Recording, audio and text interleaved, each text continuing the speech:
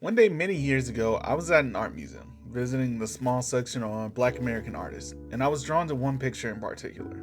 I don't know if it was the different blues or the way the lights were reflected in the puddles of the rain.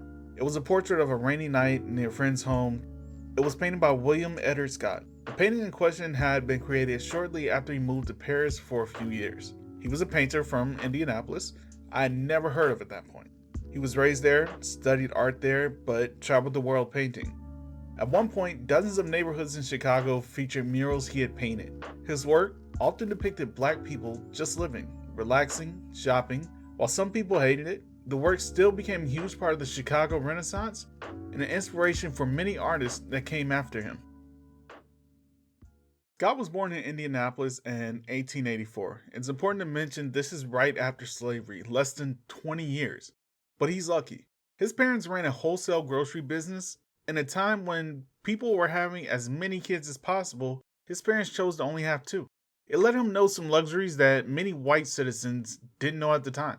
After high school, he briefly attends the Herron School of Arts on Saturdays and spends a year studying under Impressionist Otto Stark before deciding that wasn't the path for him. A lot of people leave out that he was the first black teacher for Indianapolis public schools, teaching art at Manual High School during the same time period. He chooses to move to Chicago in 1904 to study at the School of Art Institute of Chicago. While in the city, he paints murals for a living. A lot of murals. Before the Harlem Renaissance or the New Negro movement kicked off, Scott's murals were already filled with positive depictions of black Americans. That's going to cause him some problems later, but not from whom you may expect. But for now, he moves to Paris in 1909, as many black artists and musicians had. The reason is simple. France has a very complicated history in which they love black people, then they hate them, then they love them again. At the time, they loved black people. Many artists were free to express and grow their craft while there, as well as truly enjoying freedom, and Scott was no different. In France, he studies at Academia Julia and is mentored by Henry O. Tanner, another black man who had left America for the freedom of France. After a year of studying, he returns to Chicago, but still visits Tanner occasionally in France. During one of those visits, this is when he paints Rainy Night. For the next few years, Scott makes a living by traveling the United States, painting murals across the country, but also researching for his own work. One notable stop was in Alabama. He refuses to depict black people working as laborers, believing this would help forward the harmful stereotypes developed during slavery. In 1931, his work wins him an award from the Julius Rosenwald Fund to travel to Haiti and depict those who, quote, maintained their African heritage. On this trip, Scott paints some of his most famous works: Haitian Market, When the Tide is Out, and Night Turtle Fishing in Haiti. In America, the Chicago Renaissance is kicking off, and he returns, as his prior work plays a key part, but some people don't like it. It's like the Harlem Renaissance, but very Midwestern, with better food and better fashion. Although called the Chicago Renaissance, Indianapolis, Detroit, and Cleveland all played major roles as well. The New Negro was a term coined by Alan Leroy Locke long before it picked up popularity and inspired the Harlem Renaissance. The Harlem Renaissance would inspire the Chicago Renaissance. The idea was depicting black people in ways that had not been done before. Don't depict us working in the fields, show us dancing, mourning our loved ones, during leisure, or simply existing in a day-to-day life. Scott had been doing that his entire career. While many loved his take on Impressionism, others labeled his work as conservative because it didn't go as far into the concept of the new Negro as others did. Keep in mind, Scott was painting long before this became a concept. His artwork featured black people, but in roles that had nothing to do with race at all. It might be landscapes with black people walking along the background, religious stories, a child carving a pumpkin, or men fishing. Because of this, his work was a huge crossover hit, not just celebrated by black Americans, but white Americans as well.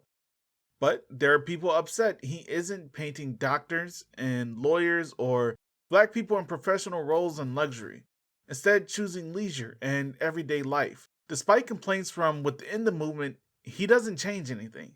He doesn't stop painting black people, but now he's painting them on the walls of predominantly white neighborhoods and opening up avenues for other artists. But he also paints murals on the YMCA in poor neighborhoods. Because of this, we've lost a lot of the murals to time because the buildings have fallen down or were demolished to make way for something else. I understand the complaints, some stuff is for us by us, but artwork doesn't need to be this rigid thing only for a very niche demographic. It should be fluid in nature, ever evolving and evoking new feelings in people. Generation after generation, you can sit around yelling, I stayed true, but be forgotten like William H. Johnson or one of the hundreds of others who had their art tossed to the side and were forgotten by history because they didn't have wealthy donors. That's not a knock to the Harlem Renaissance, the Chicago Renaissance, or anything like that. A lot of beautiful artwork was made in literature, painting, music, and so on, but was primarily for wealthy black people by wealthy black people. Don't get me wrong, it's wonderful to see black people being depicted as doctors and lawyers or in posh surroundings, but what's wrong with women chatting in the market, a young boy helping his dad with groceries, or kids playing games? That mindset led to a lot of great art by black artists being lost. For example, John Wesley Hardig painted what was described as a beautiful mural for Crispus Attucks High School in Indianapolis, but it was taken down almost immediately and lost because as a man who worked physical labor and took 8 years to finish art school, he painted laborers as a reminder of why education was important. But the principal wanted doctors and lawyers, and nobody knows where that mural is, with only descriptions remaining. That's why it was so important that Scott painted work that crossed boundaries and helped give him a legacy that continues to this day. Again, this is not a condemnation of the Chicago Renaissance or Harlem Renaissance or even wealthy black people. This isn't me telling you that Scott's work is the greatest ever. I'm just telling you that even if your art isn't liked by everyone, you should still make it because there is someone that will be moved by it. Maybe even so much that they are moved to tears. Perhaps it inspires a whole generation of artists and you become one of the most prominent figures in the movement you had no idea you were the centerpiece for.